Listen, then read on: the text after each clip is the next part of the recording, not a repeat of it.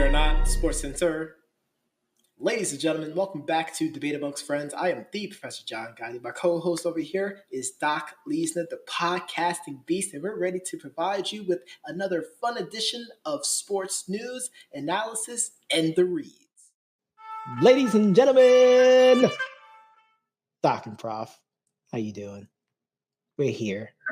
And we're going to do the college weekend roundup. Something new we're going to do. We don't normally do it, but bear with us.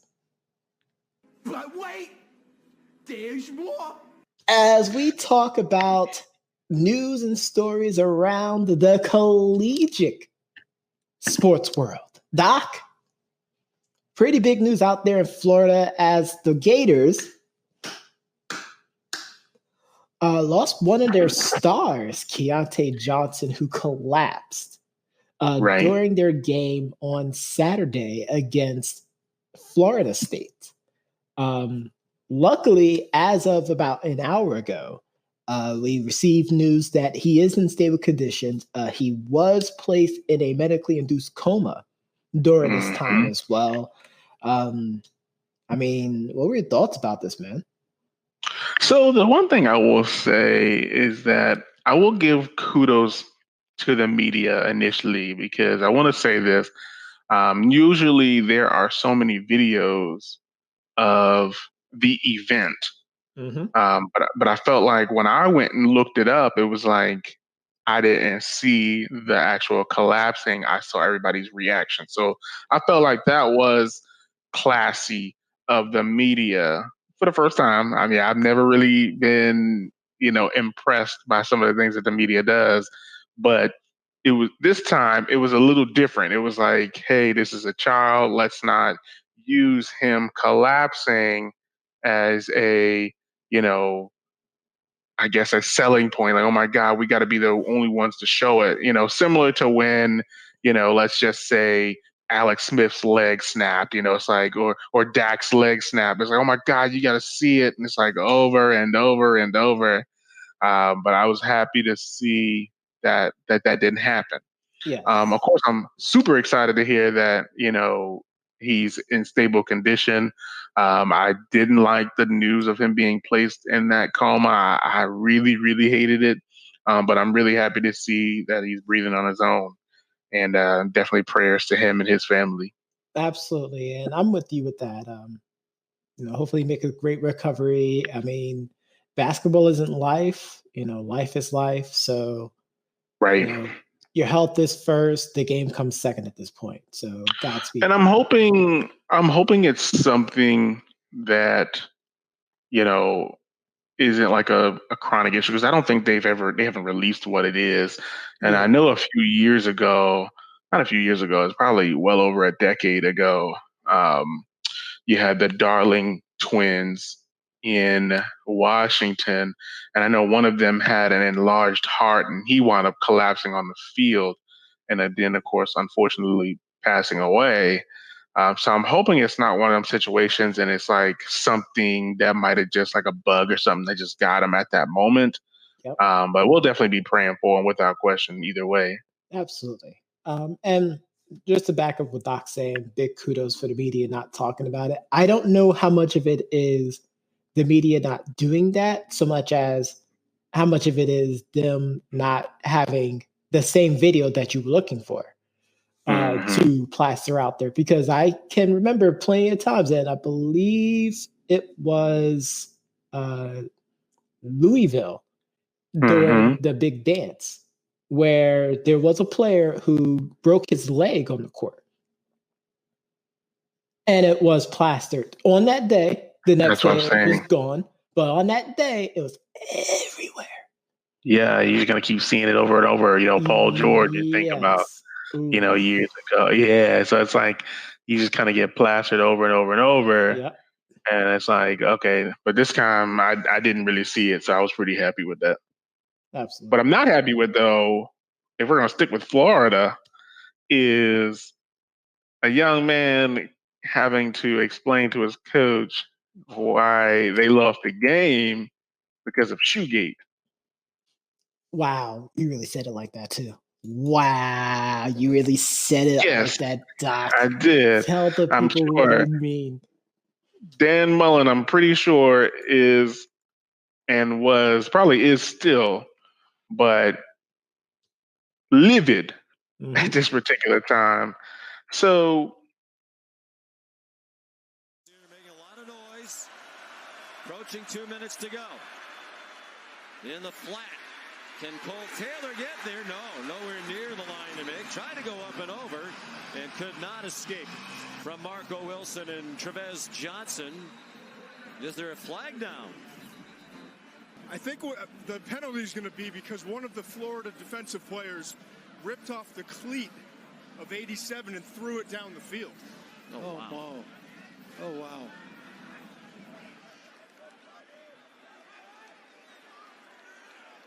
After the play, unsportsmanlike conduct. Number 11 of the defense, throwing the LSU player's shoe 20 yards down the field. That's his first unsportsmanlike conduct foul of the game. Automatic first down. I don't think I've ever heard an official announce throwing a player's shoe. Well, and it wasn't 11. It was Marco Wilson. cornerback Marco Wilson tackles tight end Cole Taylor. It was a great tackle. I mean, Taylor jumped in the air. Even before you say that, it was a great game. It was a good game. Because Florida was 34. leading by, I believe, 14 at halftime. So LSU's been struggling. Yeah, and LSU's been struggling this year. They're not the same team that they were last year or any year I've ever seen them. This is actually really, really bad. But that's not what we're here to talk about. We're here to talk about you, Marco Wilson, who took off the tight end shoe during the tackle and proceeded in excitement to launch the shoe 20 to 25 yards. And granted, yes, that did give them a 15-yard penalty. And I can't say that cost them the game still. It was a contributing factor because they were still on LSU's side of the field. And I think that just brought them to midfield. Yeah, so there was still midfield. Yeah, there was still some chance. There was still some opportunity for Florida to stop LSU. They just didn't. So, I mean, yes, that played a contributing factor, but I can't say that was the reason why they absolutely lost. But absolutely, we can go ahead and use him as a scapegoat because it was a stupid play. It was a bonehead play. Something that I hope his coach, sit him down to explain why you shouldn't do that. Why you need to still rein in your emotions in the heat of the moment. And that takes me back though. Anger. I mean, it's something to have a discussion about. I wouldn't necessarily, sit there and tear him a new one on the sidelines like that. I mean, I don't know how well that's going to do to help out. Yeah, but that also takes me back to, and a lot of people might not remember LeGarrette Blount. Yes. At Oregon, punching the player in the face at the end of the game. You know what I mean? Like it didn't cost him anything, of course, but who actually recently announced his retirement. Actually, his retirement. Yeah, that's what made me think about it. But he turned around and he was able to, he had some character issues coming in, and of course he has some issues in the NFL, not with New England, but in the NFL on other teams. But this coach is going to have to be sat down because during the draft process, they're going to ask about this. Like, hey, what's up with this shoe throwing? Yeah. Tell me about the shoe. Exactly. Tell me about the shoe. I want shoe. Oh. Are you really going to start running out here? Because we're not going to do it. We can do it tonight. No, we're not going to do it. Let's go ahead and move on to the handshake apparently that went viral, which I feel like this happens every year in either the NCAA or in But in, NFL. uh, I in mean, the we've definitely NFL. seen it in NFL. Pete Carroll Yeah, is a notorious ex- person for doing that. exactly. You remember the Harbaugh pat on the back, Yep. it happens. But there was some salt with this one, and you explained this a little better than I did. Like there was some salt with this. Yes. Close game, about 30 seconds left on the clock. It was a third down, and there was an apparent PI that was not called. The Georgia Tech's head coach was absolutely livid and well justified. It could have been called either way. I probably would have called it a PI just based off how the rules are when it comes to calling PI. I mean, obviously the DB impeded the receiver's ability to be able to turn around to go for the ball, and it was whether or not it was a catchable ball is kind of negated. I mean, he could have definitely turned around, made a play towards the ball, even still. So, head coach pretty upset, kind of allowed that to carry over. I mean, of course, the team ended up losing. And Right. as he was doing the coach's handshake, he shook his hand rather roughly, might I add, and just walked away. As the Pitt head coach is sitting there like, why he do that? Why did I shake my hand like that? So when I look at it, I have a feeling, and listen, I get it. When you lose, especially when you lose, and we talked about this. I don't like being cheated, and I'm assuming that this coach felt like he got Montreal. For those that don't know, we call Montreal because of obviously the Montreal screw job with Bret Hart, Vince McMahon, WWE. He feels like he got Montreal. I truly believe that Bret Hart screwed Bret Hart.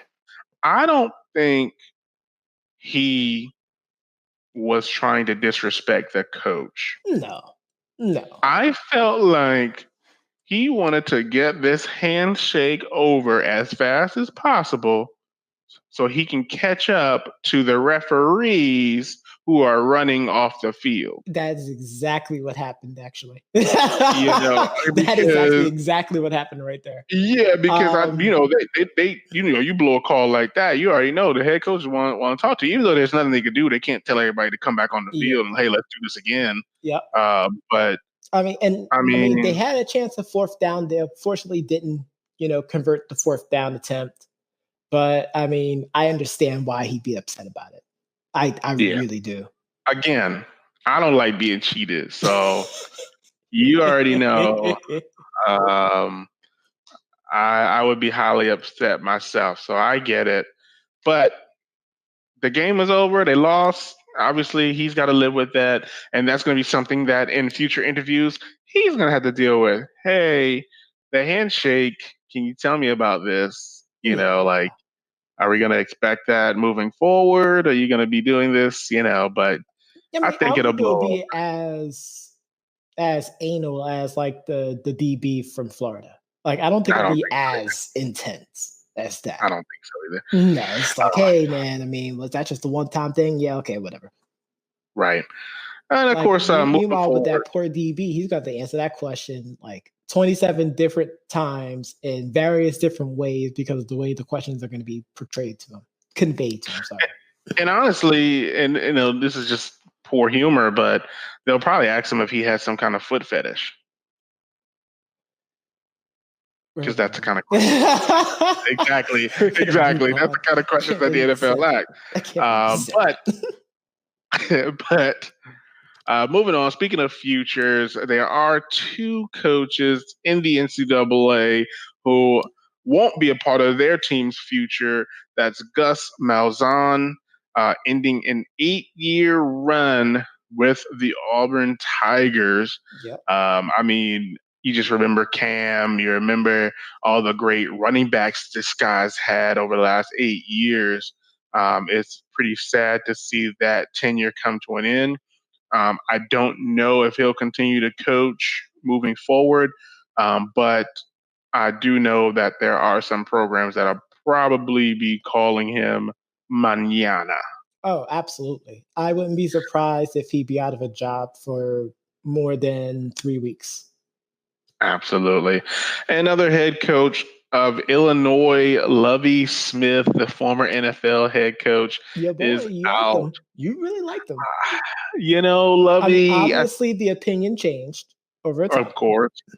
Honestly, I don't think. I think he went to college just for the love of the game, not to win, not to lose. You don't go to Illinois, and no disrespect to Illinois, but you don't go to Illinois to win a whole bunch of games. I think it was a great opportunity for him to get into college football and get his feet wet, because dealing with young men is different from dealing with adults, and I'm hoping that Lovey returns to a different team. He might be done. He's 62 years old. He had an annual salary of $5 million. That's $25 million that he's made. So, I don't know. He went, 15 and 37. I don't know. But in addition to those coaches being done, we had a coach that came under some criticism, Johnny. Coach K. Look, I just got my butt beat a lot. So anything I say, someone can say, well, he's saying that because he got his butt beat. I don't think it feels right to anybody. Everyone is concerned. We're just plowing through this. So we made an assessment and there was a consensus. It wasn't like well planned that we're going to start November 25th. And that was made without knowing if there's going to be where the vaccine was, how many cases, and basically it was more of a mentality of get as many games in as possible. And I would just like for the safety, the mental health and the physical health of our players and staff, to assess where we're at. How can these kids focus on basketball when they're dealing with all this worry of COVID, in which other coaches, and I believe it was South Carolina's coach, but I know Alabama's coach also said something. Nate Oates said, "Can I ask you something? I just want to know your opinion. Do you think if Coach K hadn't lost the 2 non-conference games at home, if he'd still be saying that?" Probably not. Okay. I just wanted you to say it, not me. It's easy to say that when you're, I think, 1-2. I think they just lost 2 games and they got destroyed in the last game. I turned it off. First half. They looked like, I don't even know what they look like. I can't even tell you. It was really, really bad. They looked like 5 individuals playing basketball, like a pickup game versus an NCAA Division I. That's what it looked like. 5 guys playing a pickup game versus a whole NCAA team. There was no chemistry. There was no passing. Nobody was like, they weren't doing anything. So it was really, really hard to watch. But all of the other coaches are starting to chime in. But I have seen some of that, but I have not seen all of Michael's comments. The comments that I saw, it made sense. You used it yourself, Kip. It's a strange time. It's the most unusual time that I've ever seen, and it changes. And the thing that I saw, and again, I haven't seen it. Somebody told me, said it was strange times. I agree. It's times that we're not used to. I agree. And that we should probably take a different look at it now than we did in July or June. I don't even know if he used the time, but he said some months ago. So I think there is validity to that. I have no problem with that whatsoever. Again, if he said Roy Williams is ugly, I might have something to say about that. I'd probably agree. While what he says has merit, I think the issue is this exposes more on how ill prepared college collegiate was heading into this academic year. And it kind of stinks because it's not just Duke that's struggling. And that's what I was saying right before we started. It's not just Duke that's struggling. You have multiple teams struggling. Yeah. We just talked about LSU football team. Yes, Kentucky being one that's really, really not doing well. Yep. But, I mean, like I said, it's late. I mean, it's not March Madness. This is December to remember, I guess. Yeah, 2020. It's 2020 has just been the madness. And I don't mean Macho Man friend. Oh, wow. But, yeah, other than that, that's the college roundup, my brother. That's the college roundup. We'll be right back with more debate amongst friends right after this.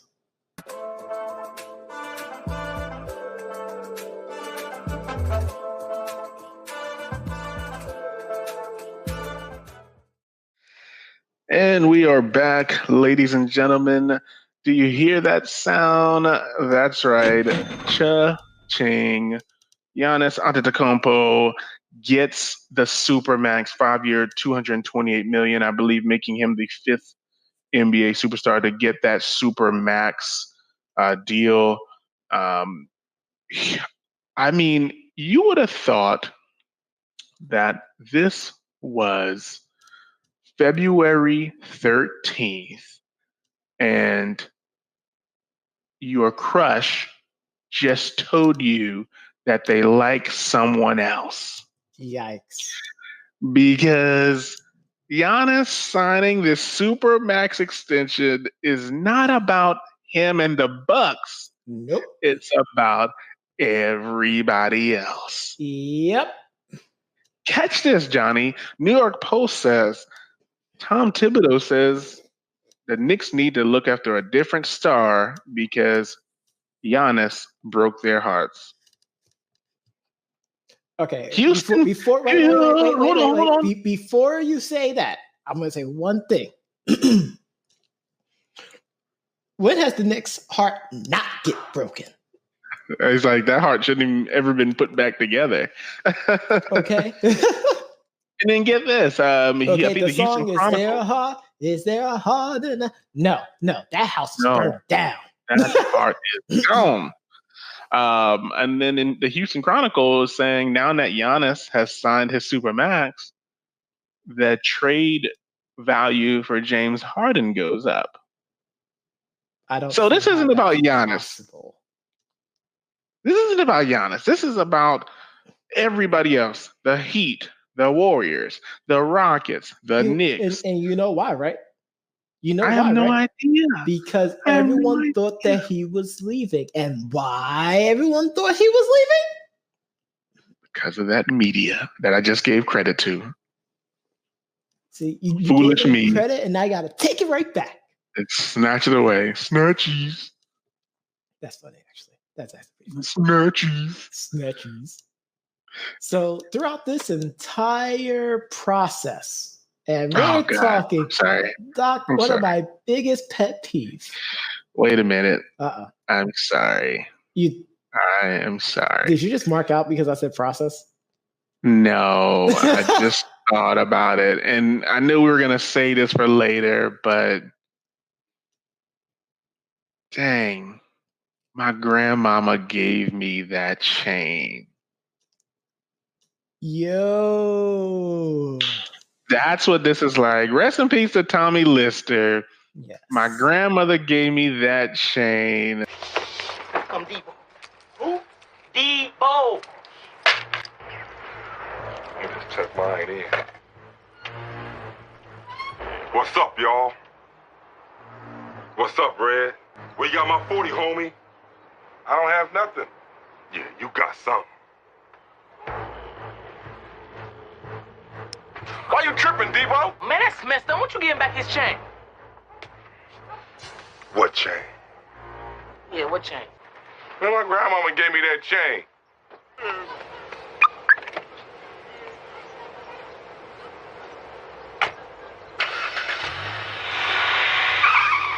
gonna cry in the car. Giannis was literally the NBA's chain. Yep. And the Bucks just came and Deebo'd it right away. What chain? Yeah. That's you know what? I will accept that analogy. Yes. I was like, oh my God, Tommy Lister.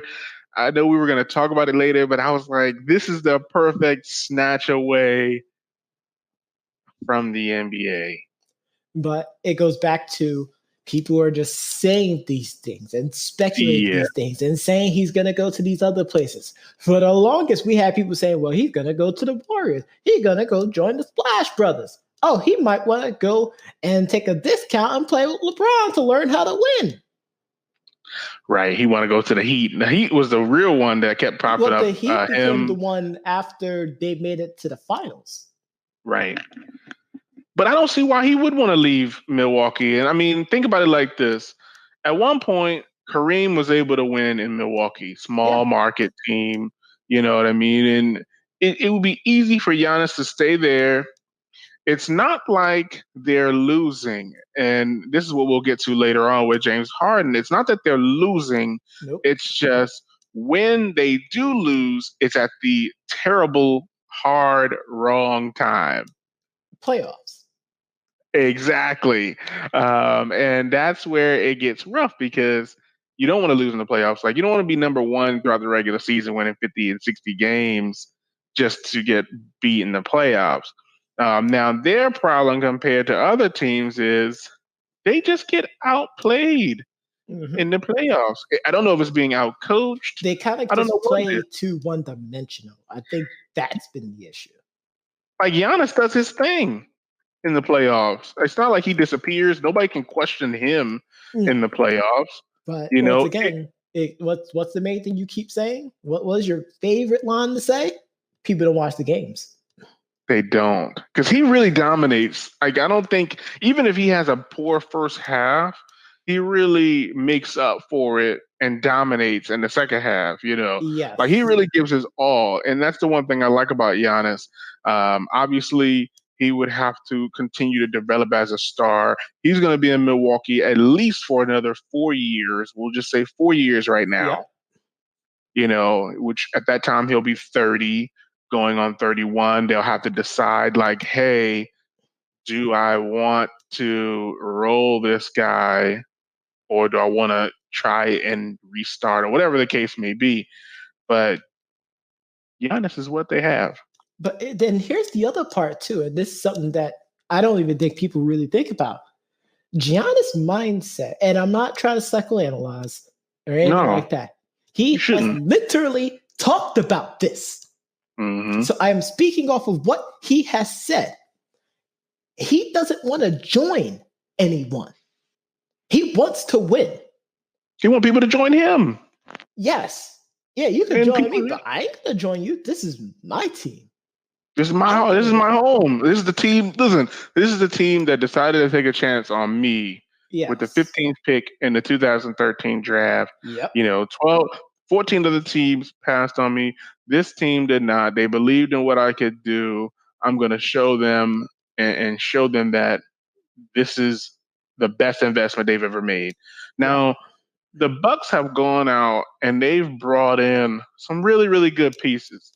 Obviously, there are some trade rumors, and that does involve James Harden. I'm going to throw it out there. Do I believe that the Bucks should trade for James Harden? No. Do I believe that the Heat should trade for James Harden? No. But they're out there. A team might say, hey, Giannis isn't a scorer, but he's a defender. James isn't the greatest defender, but he's a scorer. Maybe the pair can team up. Only thing about that, James Harden needs the ball too much. Right. And to be honest with you, it could theoretically work. I know, and I said this last week, that based on the teams that James Harden put on there, it sounds like, hey, he's done with the West. He's been with the Thunder. He's been with the Rockets. He's lost nonstop in the playoffs and that one finals with the Thunder. He's tired of being out West. He wants to go East where he feel like he'll be able to eat a little bit. Yeah. And then immediately once that mindset came out, another mindset came around because those brother LeBronomaniacs saying, What do you say? What do you so say? James Harden trying to run from LeBron Trying now. to run from LeBron.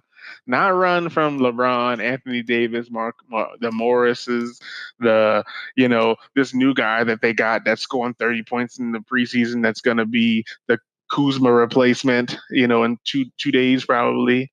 You know what I mean? It's not about those guys. It's all about LeBron. Yes. The GOAT. The righty. Wow. The bald thing. Wow. I'm sorry. That's my ball. That's our ball. That's our ball. Yeah. Man screaming there. Yeah, exactly.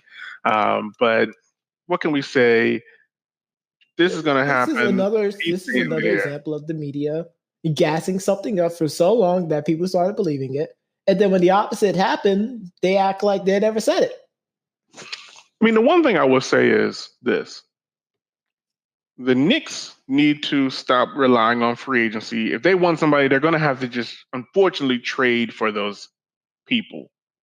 Well, the problem is even when they try to trade, it doesn't work out because they end up getting people that are just past their prime. Now, and that's what I'm saying. Obi Toppin was a great pickup in the draft. If they keep him.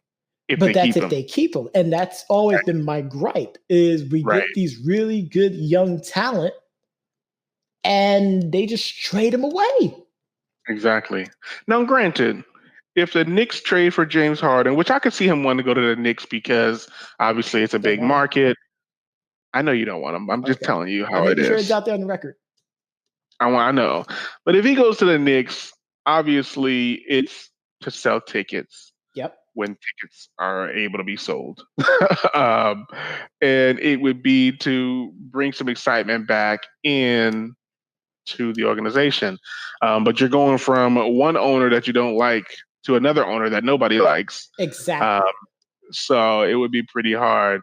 But the one thing about the Rockets' toxic environment, and that's what people are calling it, is that your owner has done whatever he's done. Your coach leaves, your GM. We'll move on for that. He leaves. You promote a GM. You get Silas. So I think Silas is going to do a really good job. I'm excited about what the Rockets are going to do. Mm-hmm. I'm hoping that James gives it a chance because based on what I saw in the preseason so far, I feel like we have real potential. But as far as the media goes, I really feel like wherever they're getting their sources that players are leaving, they should follow the Doc and Prof method of reporting. Just wait for Woj. You know what I'm saying? I mean, just wait for Woj because he's the only person that really knows. Like, just wait for Woj. It's like, or that guy who was out there with his phone asking James Harden directly. Yeah, that was actually pretty funny though. That's perfect. Do that. But everybody else, just say this is my theory. My theory. Like, but if they said this was my theory, Dr. Prof wouldn't have an issue whatsoever. We would call the spade a spade. Like me, I just said it wouldn't be horrible for me, in my opinion, if James Harden went to the Knicks. Not saying that James Harden is going to the Knicks. It's my opinion. And I think that's where it is. The perks, the McFarlands, everybody that's making all of these assumptions about all sports, they just need to chill and wait for the respectable Woj or Schefter to make. Schefter is NFL. That's what I said. McFarland. Oh, you're talking about like the actual insiders who actually have the info. Yes, the people who actually get the real news. The thing that made Doc and Prof love ESPN growing up. Right. exactly. Because Not now it's nothing more than just TMZ. speculation factory. And in fact, I think it's actually worse than TMZ now. Yeah, because TMZ actually just gives facts. TMZ is actually better because TMZ doesn't release anything until they get the actual facts. They just happen to get the facts so fast that we think that it's an opinion, but they're just good at being nosy. Exactly. But congrats to Giannis, though. I mean, I know this is, like I said, it's not about him; it's about everybody else. Which is a but shame. Really, getting that Supermax extension is huge. I'm sure he'll do a lot of great things with with his culture, his community, that Milwaukee community, and I'm really happy for him. And with that, we'll be right back right after this.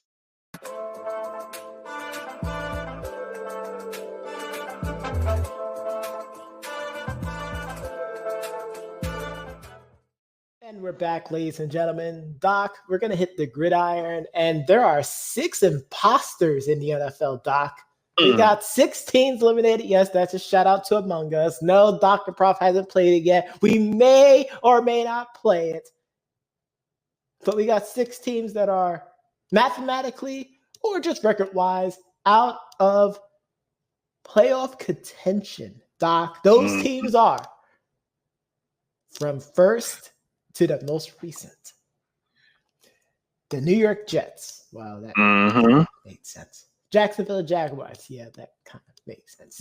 Cincinnati Bengals. Yeah, that makes sense. The Atlanta.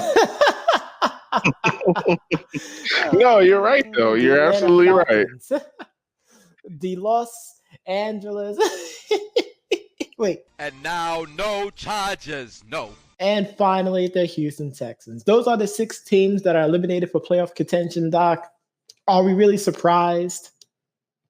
All coaches that, all teams that have coaches that may potentially be on the hot seat. Obviously, Gase, the leader of the hot seat brigade. Our weekly reminder that Gase needed to be fired. Exactly. Marone, I know we talked about Zach Taylor getting another year. Obviously, Atlanta already fired their coach. And Anthony Lynn, we have no idea if he's going to get, to stick around one more time or not. But they're eliminated. They're out. And that's their draft process as well. So we'll see what happens. We shall. But let's get into some playoff picture. Let's Doc, you're the artist, you got your canvas. Let's frame it up and let's paint the picture of the AFC playoffs as of right now. Right now, the Kansas City Chiefs, the reigning, defending Super Bowl champs, still at number 1, 12-1. Whoa. That's disrespectful to them. You got to say it the right way. All right, you can go ahead and do it then, I guess. Reigning, defending, undisputed National Football League champions of the world. Ladies and gentlemen, the reigning, defending,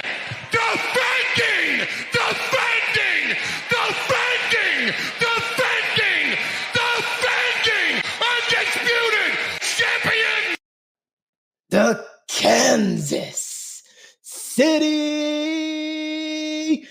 Chiefs. Okay, go ahead. All right. Which is surprising that they moved up so fast, but I guess they moved up so fast because of what looks to be a downward spiral for the Steelers, number 2. I don't know if it's a downward spiral. I think it's all of their weaknesses finally catching up, and it's at the most inopportune time for them to actually clinch the top seed. And it really stinks because they really, really haven't been playing great all year. Like their defense is playing lights out. Their offense has actually been really, really stagnant to the point where stagnant. Their run game has been suspect, if not non-existent. Yeah, and I had to drop Juju right before the playoffs just to win the game.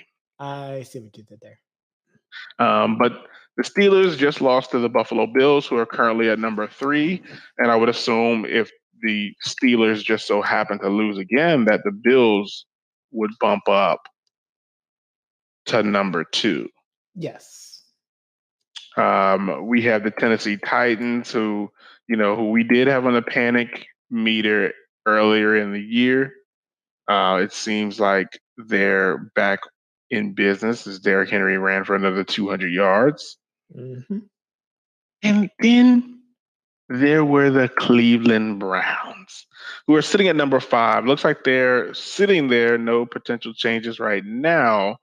They did just lose to the Ravens in an epic fashion. The leg beat the Browns, as the media again, and social media being social media, had Lamar Jackson taking a dump and then coming back and throwing a touchdown. The fact that this was relevant news is Yeah.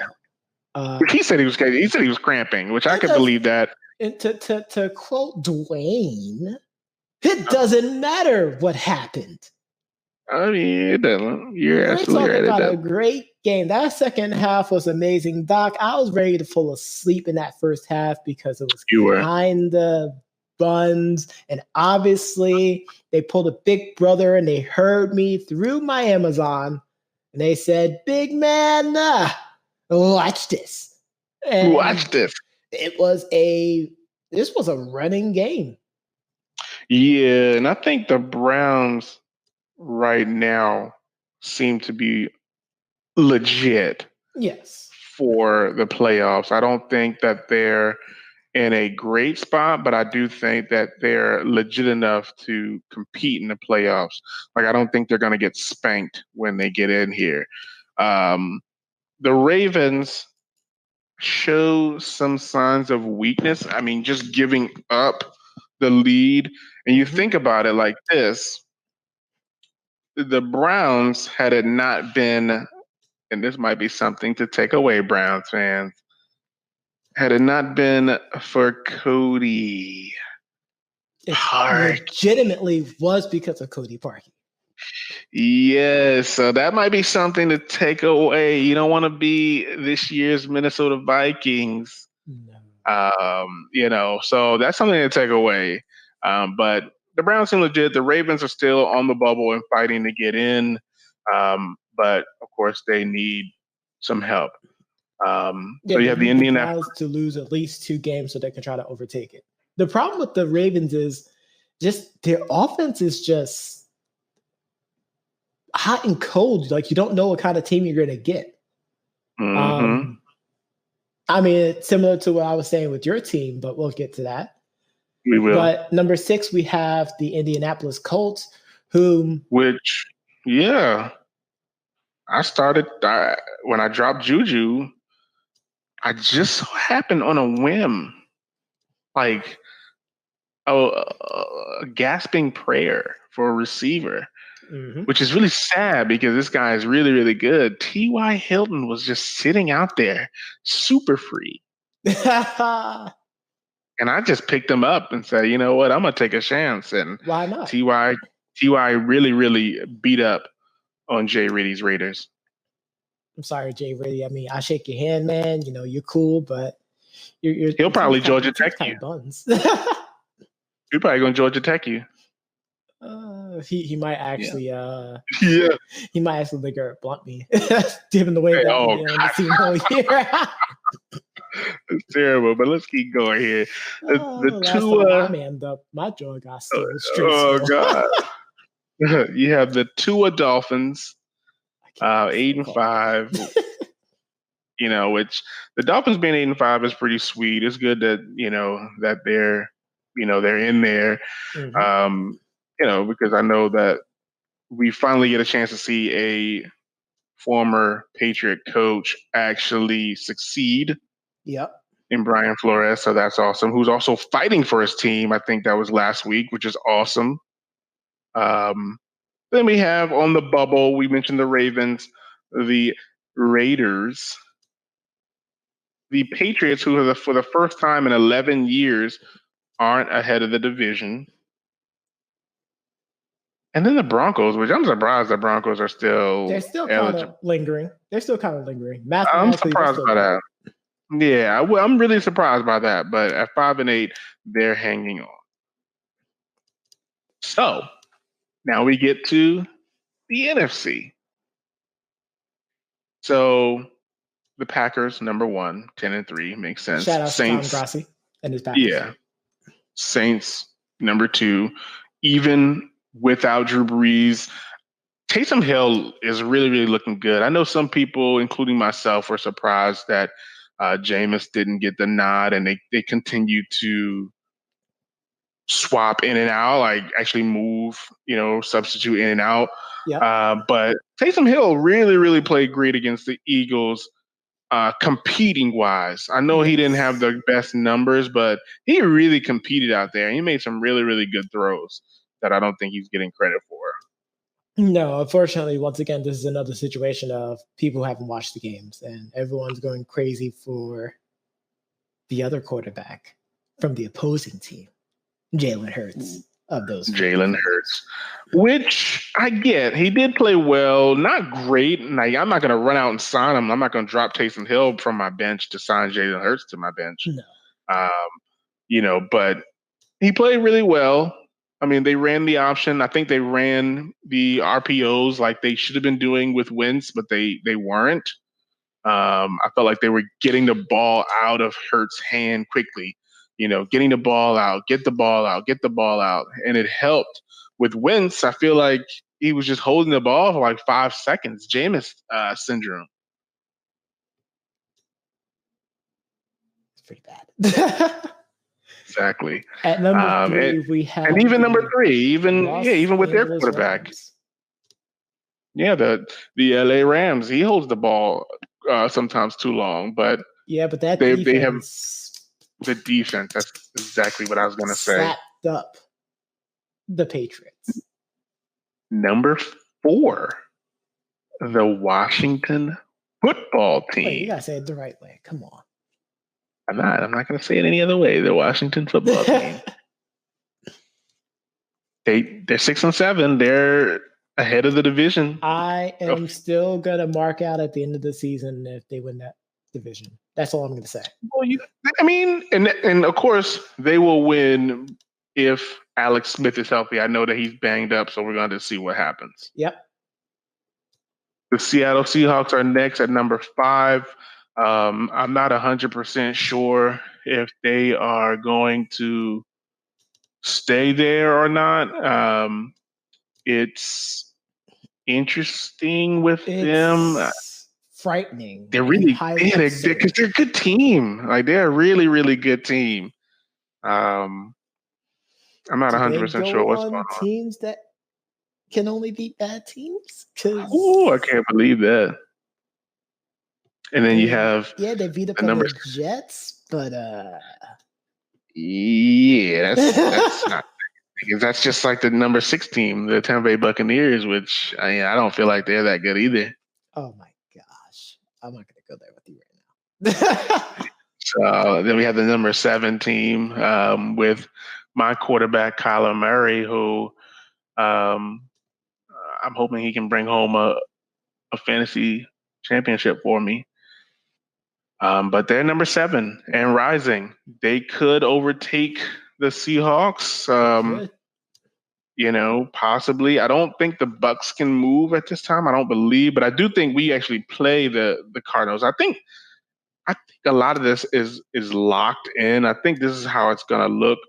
I think the only team that could possibly sneak back in here is an NFC East team, in my opinion. Unless some teams just really start NFC losing. North team, actually. That would take over for the Cardinals. Oh, you fly as far as the top spot? Yeah, that's what I'm saying. Because number 4 seed. I don't think the Cardinals. Honestly, I don't believe in the Bucks. Of course, even though they're my team, easily they could drop these next couple of games and we could be done, and I'll never have to talk about this team for the rest of the year or the rest of 2021.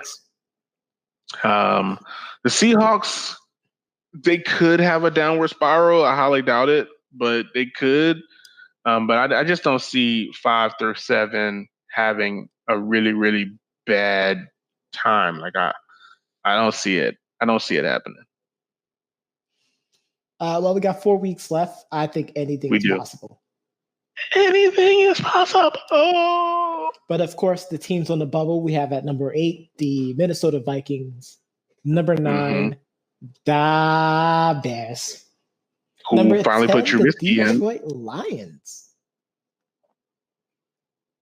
They're still in the hunt. Well, same thing with the San Francisco 49ers. I think the Bears, the Lions, the 49ers are all teams. Yeah. The Lions and 49ers specifically, injuries, obviously coaching, staff change. But I think that the Lions will be eliminated. I like that the 49ers are still fighting, but the injuries are just too much. Too much. It's too much. And then moving down, the Giants, Eagles, Cowboys. I mean, it's just going to come down to who wins. Like, whoever wins is in. So it could be the Cowboys. It could be the Eagles. It could be any of them. A Week 17 NFC East Championship game. Exactly. NFC East Championship game. Exactly. Week 17. Because that's what it's going to come down to. And I think the Panthers are probably going to be they're going to end up being out soon. Yeah, they're probably going to be out. And depending on what happens, if, the NFC East teams start to lose, they'll be out too. But yeah, the Panthers are done. I think with Christian McCaffrey moving from questionable to doubtful, hurting my chance to use him on Sunday, they're done. They're done. They are done. But that's the playoffs in a nutshell. Hopefully we get some really, really good football these last couple of weeks. My cheeks will be clenched, of course. Hopefully. And we'll have to see what happens. Of course, as we're heading toward the end of the season, we'll give you more in-depth playoff clinching scenarios because we know how much you love them. But we won't do them this week. We'll definitely do them next week. Exactly. But let's take a quick break and let's come back with some more debate amongst friends right after this.